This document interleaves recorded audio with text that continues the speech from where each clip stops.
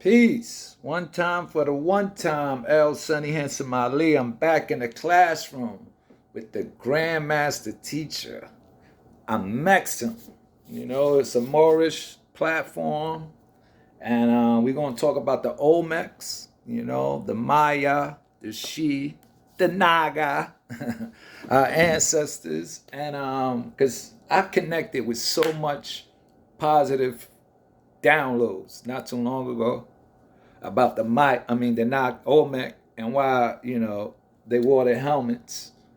And wow, it was like, boom.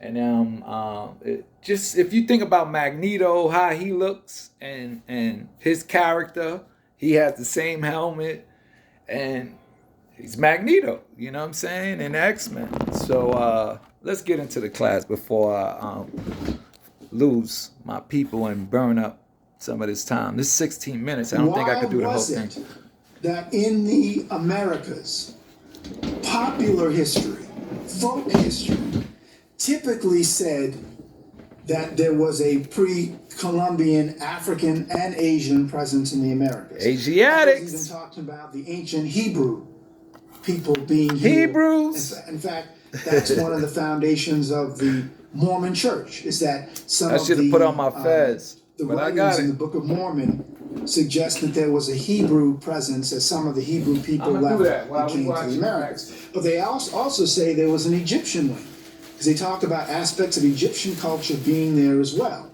And you know, people make fun of the Mormons, I am a but the master fact student is, of I many give them hats. credit for at least recognizing those two major truths. And it's also interesting to me that the name is Mormon because Mormon was Old Dutch for more. Mormon. Or Old German for more. Right? I bet y'all didn't know that. Moroni. Right? The angel Mormon and the angel Moroni, or Moroni.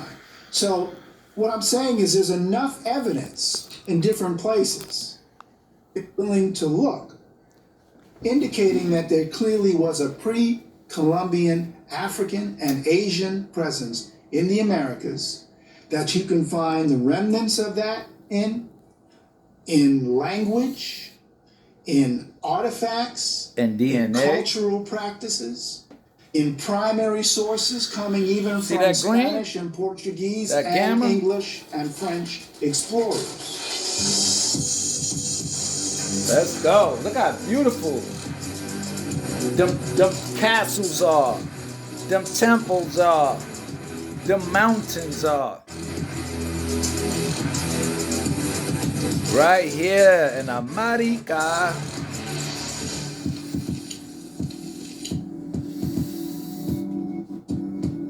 Jose Benite. It's a P.Bey. that this was the Grandmaster the new teacher. World in terms of Europeans being the first to settle among the indigenous peoples or Native Americans here, and that prior to Columbus there were no settlements or trading arrangements or peoples coming in from Africa or Asia, right? So that clearly is something that is problematic when someone talks about the history of the Americas and they say that it's problematic. So Columbus discovered America. No, Columbus didn't discover America. Columbus was responsible for opening up the Americas to permanent settlements coming primarily from Europe. There you go. But Africans have always been going back and forth. I would even say, just to be clear, Native Americans were also going to Africa. That's right. And to other parts of the East. It was a worldwide civilization. International exchange of people and goods was they say it can't be when it is today, right now.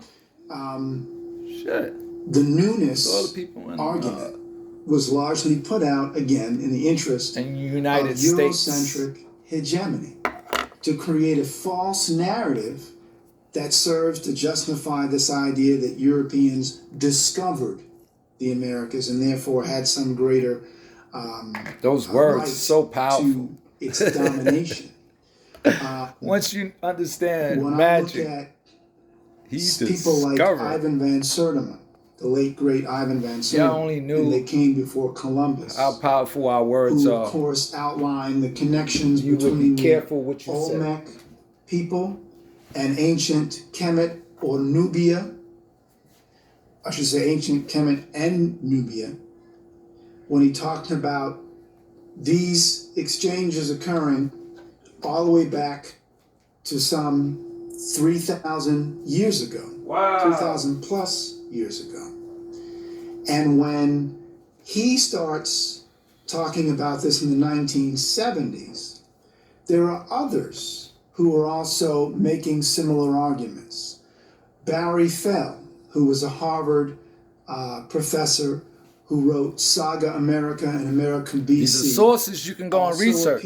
Fair use. Also dedicated, in fact, Always I think fair his use. original area of study was zoology, or invertebrate zoology. But he became fascinated as a scientist by all this evidence, these clear indications of a pre-Columbian ancient link between Africa and the Americas. The Atlantic, you can come straight from Africa. Sail that fucking current. Matthew Stirling, without a power boat, had gone in and found what he called Negroid heads. And all anybody has to do is to look at the Olmec heads and see that these are quote unquote Negroid or Africoid in appearance. But let me also say something about how insidious Eurocentric hegemony or so-called white supremacy is. It's time to feel the rush of your music going viral. Call us musicians. Then I say they always hit me. Mexican scholars, Mexican laypersons as well. Say the mother culture knew that these giant Olmec heads were throughout different parts of Mexico. As Zapotes and La Venta and other areas. They looked at these heads and said they look like quote unquote negros or Africanos to us. What European anthropologists did was claim that these heads were stylized baby jaguar faces. Oh my goodness. Or they were infantile stylizations. I said I'm half jaguar, half eagle. The fact that here's evidence of this pre-Columbian presence of Africans in the Americas. And Cyrus Gordon, who was also another scholar of America, right? The pre-Columbian Americas. And Cyrus Gordon, who basically looked at different artifacts and said there's clear evidence that there was exchange between Africans and Native Americans and Asians and Native Americans long before Columbus. Silk Roads, anyone? Anyone know about the Silk Roads? There was a documentary that came out in the early 90s. You're going to love the name of this one.